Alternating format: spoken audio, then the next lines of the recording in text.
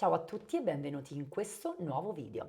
Oggi vi voglio mostrare come ho lavorato questa sciarpa con maniche che ho realizzato con il meraviglioso filato Akira di casa Tre Sfere. Ho utilizzato questo filato per tanti altri progetti come l'abito, la gonna, vedrete davvero tante cosette, ma volevo strafare questa volta e quindi ci ho realizzato questa sciarpa con le maniche. Il tutorial di oggi sarà un tutorial particolare perché vi spiegherò come l'ho lavorato perché trovo che sia più facile da spiegare che da farvi vedere. Ovviamente al termine del video potrete dirmi nei commenti se la spiegazione è stata esaustiva e in caso contrario chiedermi qualche cosa, io sarò ben contenta di darvi una mano e di rispondervi nei commenti. Come sono partita? Volevo realizzare questa sciarpa che avvolge il corpo e che termina con entrambe le maniche su un unico pannello, quindi senza scollegare fili, senza nodi, senza cose particolari, e quindi sono partita dalla manica ed ho realizzato il famoso punto elastico. Vi lascio qua in alto il tutorial per realizzare questo bordo elastico. La misura: ho scelto di realizzare un 15 cm per il mio polso, volevo una polsiera più che un polsino, e l'altezza è equivalente alla circonferenza del mio braccio, quindi circonferenza del mio braccio per lunghezza del polso. Sono delle maglie basse in costa e una volta realizzato il mio pannello ho realizzato anche una linea di maglie basse a interpretazione, perché sapete che poi su questo lato non abbiamo il punto, non abbiamo la catenella con la V, ma andiamo a interpretazione. Mi sono serviti circa 30 punti per completare il mio pannello e su questi 30 punti, vedete, io ho iniziato ad allargare la lavorazione. Quindi, che cosa ho fatto? Voi qui la vedete cucita parzialmente, ma ho iniziato a realizzare delle righe di maglia alta, nel mio caso 12, con 4 aumenti distribuiti per ogni riga, in modo che aumentasse la dimensione della mia sciarpa. Vedete, infatti qui siamo sui 40 cm poi alla fine aperta,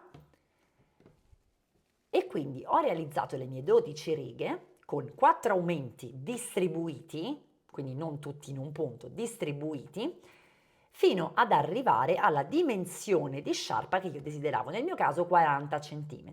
Fatto questo, ho semplicemente sviluppato 1,80 m, quindi 180 cm di punto rete, quindi maglia alta, catenella, lo faccio vedere, maglia alta, catenella e salto un punto di base, maglia alta, catenella, maglia alta e così via. Vedete perché è molto più facile che io ve lo spieghi? Perché io da qui sono partita con 180 centimetri e se non ci credete, eccoli qua, 180 centimetri di punto rete e voilà, per poi lavorare in maniera speculare. Quindi dopo questi 180 io ho realizzato 12 righe di maglia alta, lavorando quindi i punti come si presentano anche a livello della catenella, quindi nello spazio catenella ho lavorato una maglia alta, in questo caso dovendo lavorare specularmente con 4 diminuzioni a giro per lo stesso numero di righe, quindi 12 righe, 4 diminuzioni a riga e qui 30 maglie basse, e poi mi sono agganciata con una catenella volante di 15 centimetri. Catenella volante, ritorno, mi aggancio al punto base e riparto con la mia maglia bassa in costa, torno indietro, mi aggancio al punto successivo, torno in avanti con la maglia bassa in costa ed ecco che ricompongo per filo e per segno il mio secondo polsino. A questo punto io però ho solamente un mega rettangolo, diciamo. E allora che cosa vado a fare? Vado a cucire a maglia bassissima, da un lato e dall'altro naturalmente, per un tot di centimetri. E qui io vi consiglio di fare un paio di prove.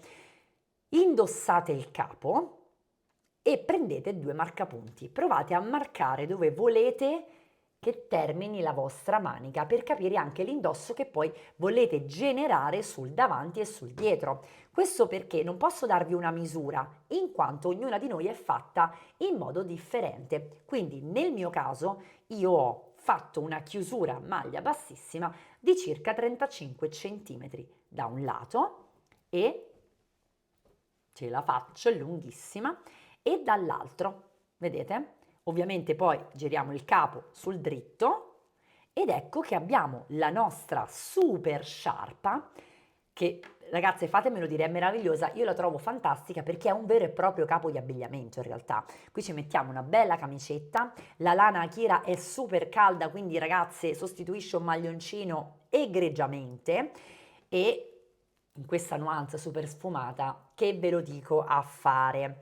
Fatemi sapere se questa spiegazione vi è tornata utile, per qualunque dubbio scrivetemi sotto nei commenti, sarò ben contenta di darvi una mano. Detto questo ragazze, spero di aver fatto cosa gradita, vi do appuntamento al prossimo tutorial.